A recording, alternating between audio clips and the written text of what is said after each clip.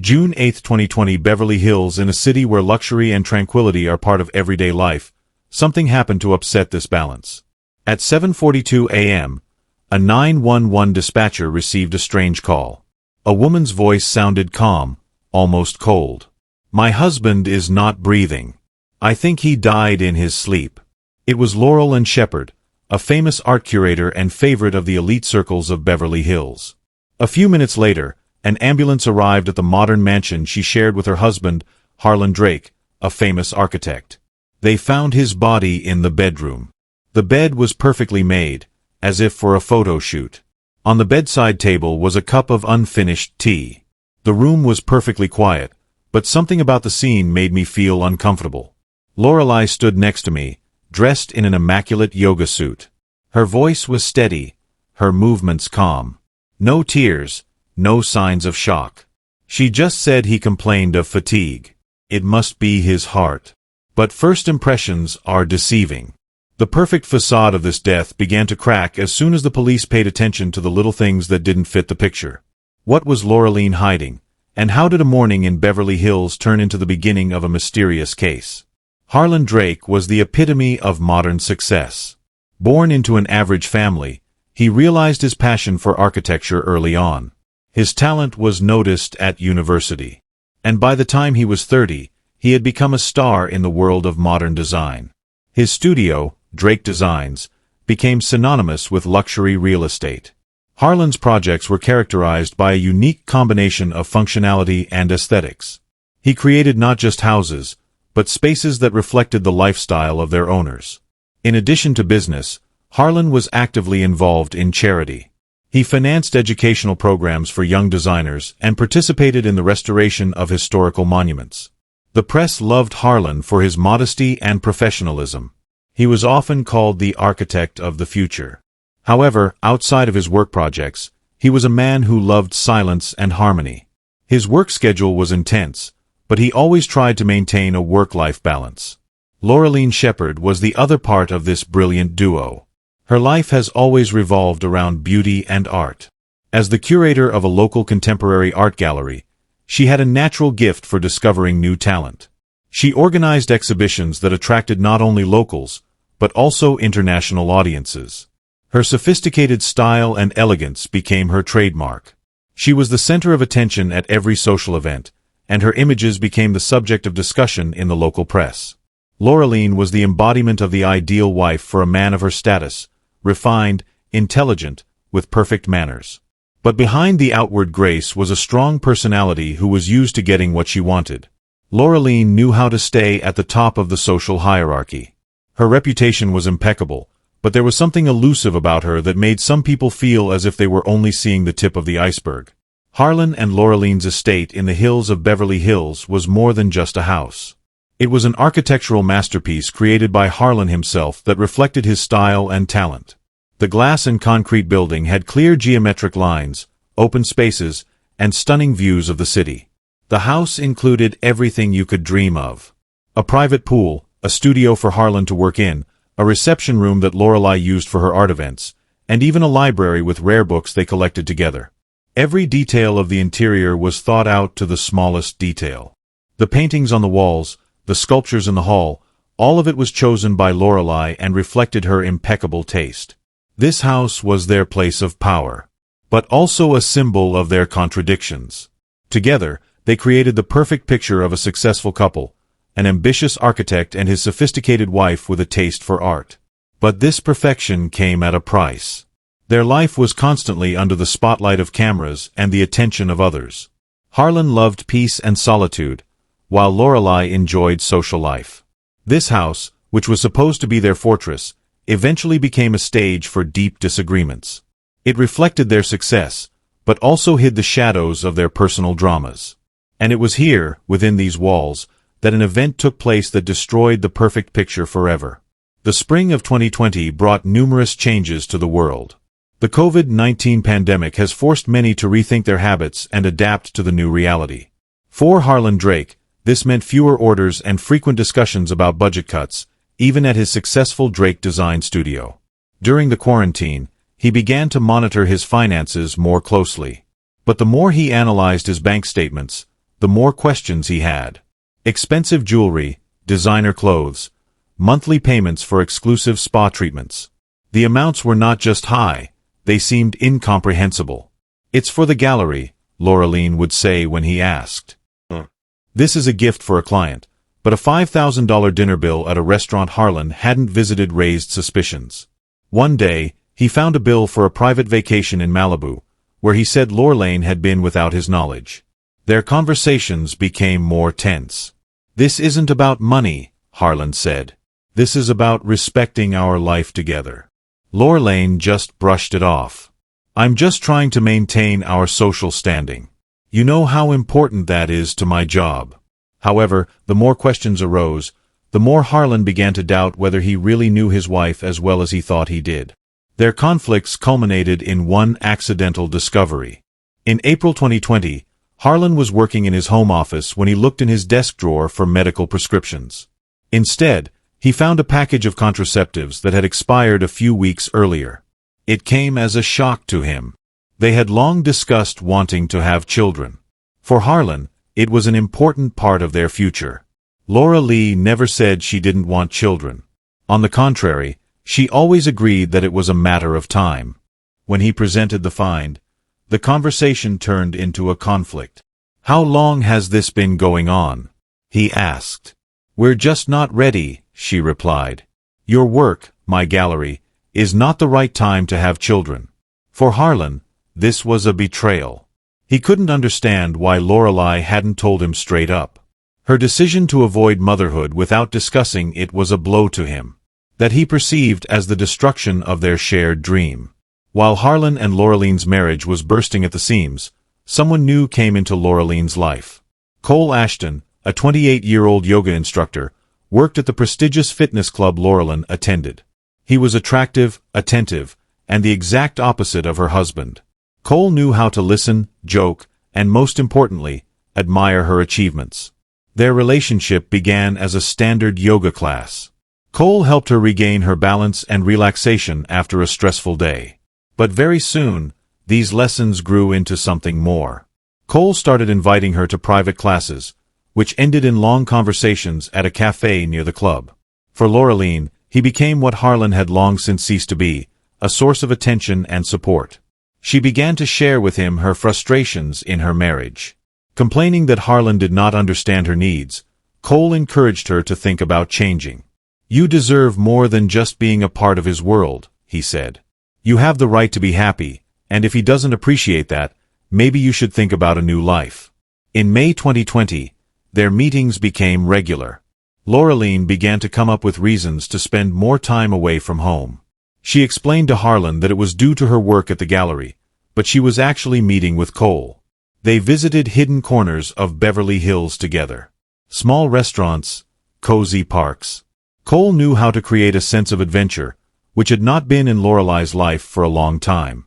For her, it was not just a romance.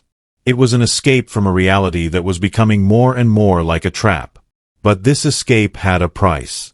It only deepened the gap between her and Harlan.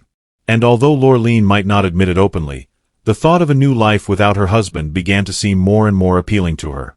Cole, with his confidence and persuasiveness, gradually shaped her decision that would change their lives forever. The spring of 2020 brought not only financial difficulties for Harlan's business due to the pandemic, but also tensions in his marriage. His suspicions about Laureline began to grow with each passing day. Her unwillingness to talk about finances, her increasing expenses, and the fact that she was increasingly finding reasons to be away from home made him think twice. This culminated in Harlan's discovery of a large bill for jewelry and unexplained expenses related to private travel. Although he had no evidence of infidelity, the feeling that Laureline was hiding something from him became undeniable. "I'm not sure I can trust her anymore." He shared his thoughts with his sister Delia during a phone conversation. Delia, who has always been there for him, insisted that he think about protecting his property. "You've worked for this your whole life. You need to make sure it stays in the right hands." If something goes wrong, Harlan turned to his longtime friend and attorney, Ray Howard, who had been handling his legal affairs for many years. During a face-to-face meeting in May 2020, he laid out his decision to remove Lorelei from his main will. "It's not an emotional decision," he emphasized. "I just want to protect what I've built in case our relationship continues to deteriorate." The will provided that the bulk of the inheritance, including the estate, a stake in the Drake Designs business and accounts, would go to his sister, Delia Gardner. Laureline remained on the list of heirs, but her share was limited to a small trust fund that was to cover only basic expenses. Harlan had a deep trust in his sister. Delia Gardner was a successful Pasadena restaurant owner known for her honesty and business acumen. Not only was she financially independent, but she always helped her brother with important decisions. "If you don't trust Laureline, it's better to leave everything in the hands of someone who will always be on your side," Delia said when Harlan shared his doubts. Ray Howard quickly drafted a new will and kept a copy in his office. However, Harlan insisted on having one copy at home for his review. He planned to sign the final document in June 2020, when all formalities were completed. Harlan hid the copy of the draft in his home safe, convinced that only he had access to it. He usually carried the key to the safe with him. One day in late May, after a long evening of work, Harlan left the key to the safe in his desk drawer. He was in a hurry to complete an urgent project and simply forgot to take the key with him. It was the same day that Laura Lane came across the key while looking for the keys to the guest house, feeling the urge to check the safe. She opened it and saw a folder with a document labeled Updated Will. She opened the text and read it to the end. Her hands trembled as she realized that she was no longer the main heir. Everything, the house, the accounts, the share in the business was to go to Delia. She was left with a small fund that could hardly cover the expenses she was used to. In that moment, she felt her whole world crumble. Laureline sat in her office, clutching a document in her hands, her thoughts whirling. She couldn't understand how Harlan could do this to her. Her fear of losing her luxurious life quickly turned to rage. How could he? How could he, after everything I've done for him, decide to leave me with nothing? This was the point of no return for her. She realized that if the will was signed, her life would change forever. She had to act. That evening, she called Cole and made an appointment. "We have a problem that needs to be solved," she told him when they met the next day. Now the groundwork for the conspiracy was set. Lorelei was willing to do anything to protect her lifestyle, and Cole, with his confidence and manipulative charisma, became her main ally. After Lorelei learned about the will change, her state of mind can be described as a combination of fear, despair, and rage. She saw no other way out but to take drastic action. Cole Ashton, who had already gained her trust, became her support and inspiration. Their first conversation about the possibility of removing Harlan was filled with Lorelei's fears. "Do you realize that this is the end of me if he signs that document?" she told Cole. Cole, calm and confident, assured her that they had a way to avoid that. He began to develop an idea that seemed simple and flawless. Cole, reading crime stories and browsing the darknet, knew about digitalis, a deadly substance extracted from the foxglove plant. Its main characteristic is the ability to cause a heart attack, which is almost impossible to quickly distinguish from natural causes of death without a special toxicological analysis. "He already looks tired. You said yourself that he complained of fatigue. It would look like a natural death," Cole said. Laureline found his arguments convincing. She knew that Harlan was under a lot of stress from work in their marriage. Using digitalis seemed like the perfect way to disguise the crime. In order not to arouse suspicion, they decided to operate through the dark net. Cole helped Laureline create an account using a VPN to cover their tracks.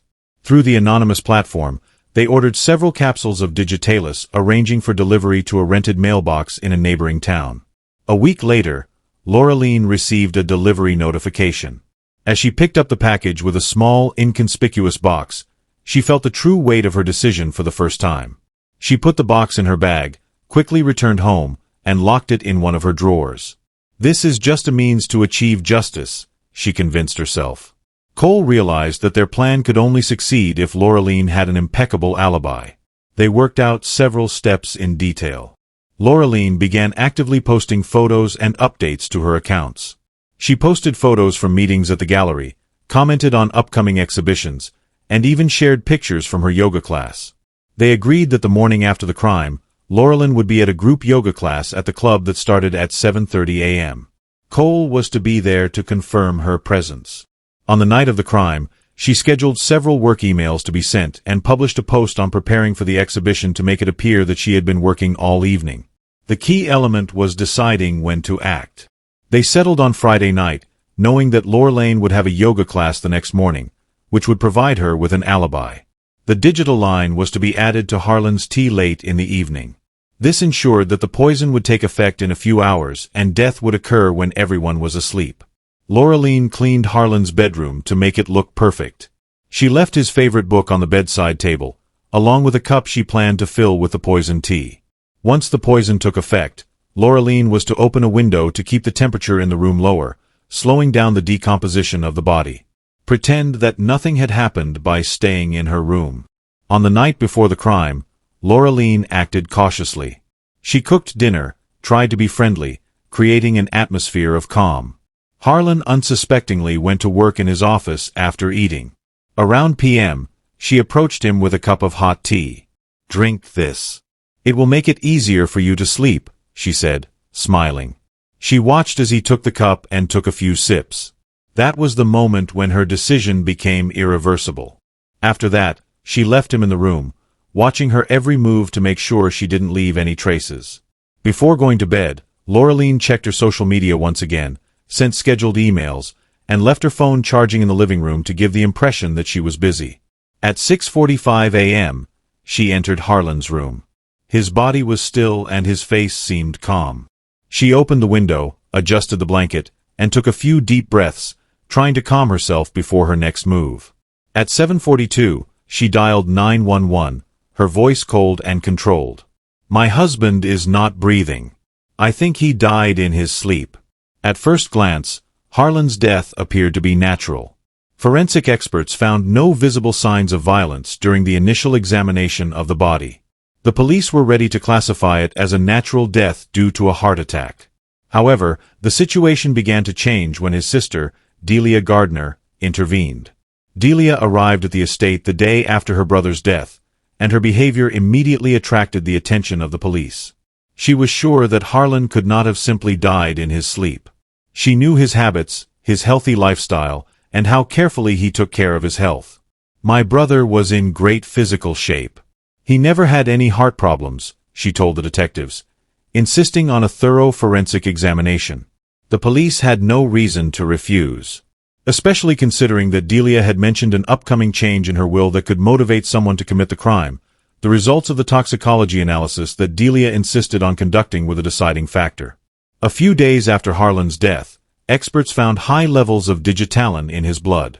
This finding not only confirmed her suspicions, but also gave the police a concrete reason to launch a criminal investigation. Investigator Jonathan Reeves, who led the investigation, said, "Digitalis is not something that can be taken by accident. This is clearly a deliberate poisoning." The police approached Lorraine again with questions, but she remained calm. Her answers were short and well thought out. "I don't know anything about it. My husband just suddenly stopped breathing." Delia was convinced that Lorraine was involved in her brother's death. She recalled Harlan calling her a few weeks before his death, telling her about changes to his will. He also hinted at financial problems with his wife. Although he did not go into detail, "I can't sit idly by while they look for answers," she told her friends. Delia decided to take action on her own. She hired a private investigator, Graham Lawson, who had extensive experience in investigating complex cases. Graham began his investigation by analyzing Lorelai's life in recent months. He collected a significant amount of evidence that pointed to her possible involvement in the crime.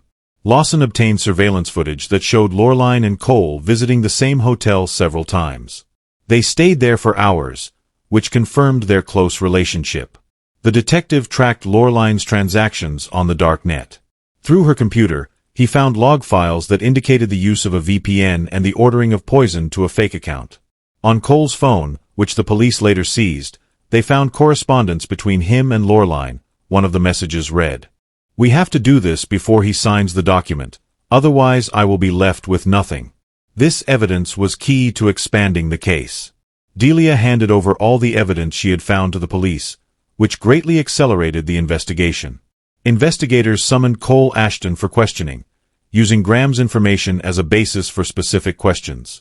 Cole initially denied any involvement, but when he was shown the hotel security footage and text messages, he realized that the police had enough evidence.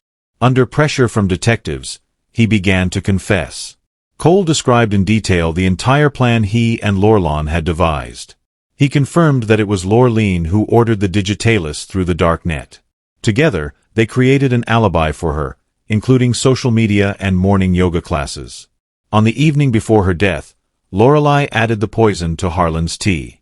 She said it was the only way, and I helped her, Cole said during the interrogation. His confession was crucial in the case, tying all the evidence together. In September 2020, the long-awaited trial in the Harlan Drake murder case began.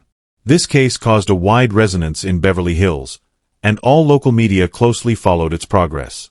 Lorelyn Shepard, a former curator of a contemporary art gallery, was in the dock with her accomplice, Cole Ashton.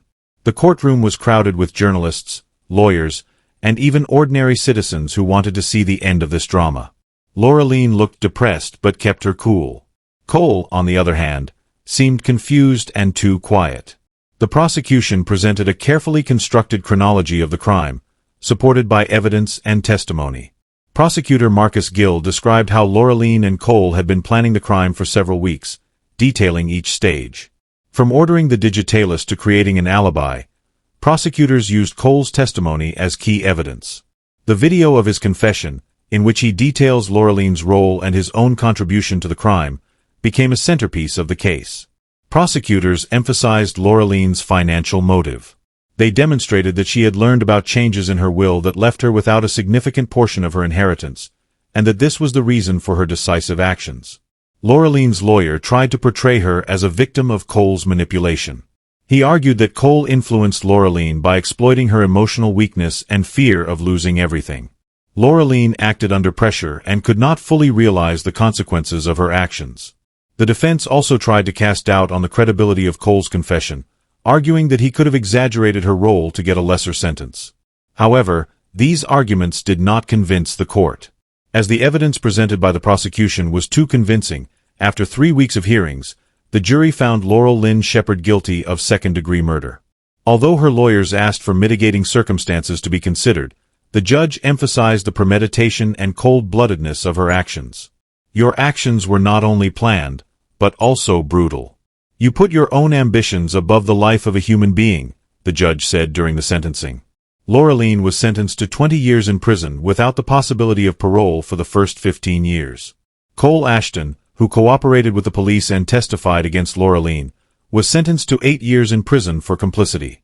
After the verdict was announced, the public was divided in their opinions. Some believed that 20 years was too lenient a punishment for Lorelyn, given that she had taken a human life. Others sympathized with her. Believing that she was a victim of her circumstances and Cole's influence for Delia Gardner, who was the only heir left, the sentence became a symbol of justice. My brother did not deserve this. I'm grateful to the court that the truth prevailed, she said after the hearing. Harlan Drake's death not only left an unfilled void in the world of architecture, but also jeopardized the fate of his business, Drake Designs. However, Delia Gardner, who had always been by her brother's side in the most difficult moments, decided that the company should continue its work. Delia became the new CEO of Drake Designs. She assembled a team of Harlan's trusted partners to preserve his style and philosophy in each new project. One of her first steps was to complete a large-scale project that Harlan had started shortly before his death, the construction of an innovation center for young designers in Los Angeles. Delia also created the Harlan Drake Foundation, a charitable foundation aimed at supporting young architects. The foundation offered scholarships, organized internships and leading architectural studios, and funded educational programs for students from low-income families. My brother believed in the power of architecture to change the world. This foundation is my promise to continue his work, Delia said at the opening.